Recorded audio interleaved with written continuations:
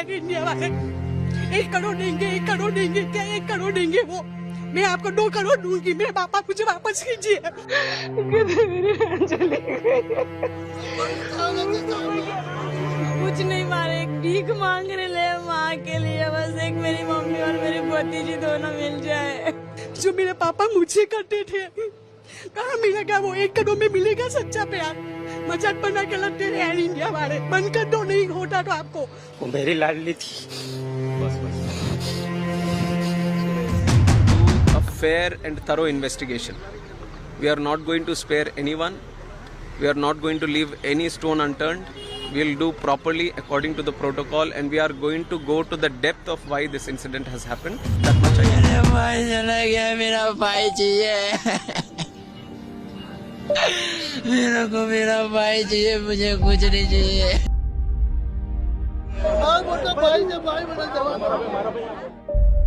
करोड़ मिल जुल तो देती हूँ, मुझे मेरे पापा मुझे पापा। थर्सडे को जो हमारा देश में जो प्लेन क्रैश हुआ अहमदाबाद में, उसमें 300 लोगों का जान जाने का तो आंकड़ा आ ही रहा है। साथ ही साथ ये एविएशन का दुनिया में एक बहुत ही बड़ा ब्लैक डे है। ऐसा दुर्घटना बहुत ही कम आती कोई भी देश में, और कोई भी देश नहीं चाहता कि ऐसा दुर्घटना उस देश को देखना पड़े। पहले ये जान लेते कि एग्जैक्टली एयरपोर्ट पे हुआ क्या। अहमदाबाद का एयरपोर्ट सरदार वल्लभ भाई Patel international airport. Air India का फ्लाइट अहमदाबाद से लंदन जाने के लिए उड़ान भरती है। बोइंग 787 ड्रीम लाइनर 42 पैसेंजर के साथ वो उड़ान भरता है, जिसमें की 12 क्रू मेंबर होते हैं। उड़ान भरने के बाद लगभग 600 फीट ऊपर ही जाता है। उसके बाद उसका जो प्लेन रहता है एकदम डिसबैलेंस हो जाता है और एकदम नीचे आकर के बहुत ही भयंकर टाइप का धमाका करता है। ये प्लेन जब क्रैश करता है वो कहीं और क्रैश नहीं करता, बल्कि एक मेडिकल कॉलेज का हॉस्टल पे क्रैश करता है। और जब ये क्रैश करता है तो उससे वहां से कोई जिंदा निकलना तो बहुत ही मुश्किल बात है। यहाँ पे सबसे चिंता करने वाला बात ये आता है कि जो इस प्लेन को उड़ा रहे थे पायलट, वो कोई नया कमांडर नहीं थे। प्लेन को कमांड कर रहे थे कैप्टन सुमित सबरवाल लाइव कुंदर। जो सुमित सबरवाल होते हैं उन्हें 8200 घंटे उड़ाने का फ्लाइट एक्सपीरियंस होता है, और जो को पायलट होते हैं उनको 1100 घंटे का एक्सपीरियंस होता है फ्लाइट उड़ाने का। एटीसी के माने तो वो बताते 1:39 दोपहर में ये प्लेन जो रहता है टेक ऑफ लेता है। जैसे वो रनवे से निकलती है तुरंत मेडे कॉल इशू किया जाता है। मतलब ये होता है कि पायलट को पहले से अनुभव हो जाता है कि प्लेन में कुछ खराबी आ चुका है। जब वो मेडे कॉल करती, जब एटीसी को रिस्पॉन्स करने जाती है तो उनको कोई भी रिस्पॉन्स नहीं मिलता है। उसके बाद ही उनको ये बहुत ही खतरनाक टाइप का धमाका देखने को मिलता है। इनिशियल जो डेटा जैसे कि फ्लाइट 24 आवर जो हमेशा रेडार को जो रहता है कंट्रोल करते रहती है, ट्वीट करके ये बताते हैं कि जो प्लेन का मैक्सिमम एल्टीट्यूड जो पहुंचता है वो पहुंचता है 625 फीट। एयरपोर्ट जो होता है वो 200 फीट ऊपर होता है सी लेवल से। मतलब कि आप ये समझ लो ये प्लेन जो रहता है 400 फीट ऊपर पहुंचता है, बहुत ही तीव्र गति से एकदम नीचे आने लगता है। वर्टिकल स्पीड ऑफ 475 फीट पर मिनट। सबका सवाल यही आ रहा है कि इतना अच्छा वेदर था, इतना परफेक्ट वेदर था, ऐसा क्या हो गया जो फ्लाइट इतना खतरनाक टाइप का क्रैश हो गया अहमदाबाद, वो भी निकलते के साथ। एयरक्राफ्ट में वीआईपी लोग भी ट्रेवल कर रहे थे, जैसे कि एक्स सीएम गुजरात के विजय रूपानी जी भी ट्रेवल कर रहे थे यही एयरक्राफ्ट। जिस टाइम पे मैं वीडियो बना रहा हूँ उस टाइम पे तो गुजरात पुलिस एक ही चीज बता रही है कि इस प्लेन से कोई भी नहीं बचा एक्सेप्ट एक आदमी का। छोटा सा क्लिप दिखाता वही इंसान का जो वहां से स्केप करके निकला था। वो मेरे नजरों के सब सामने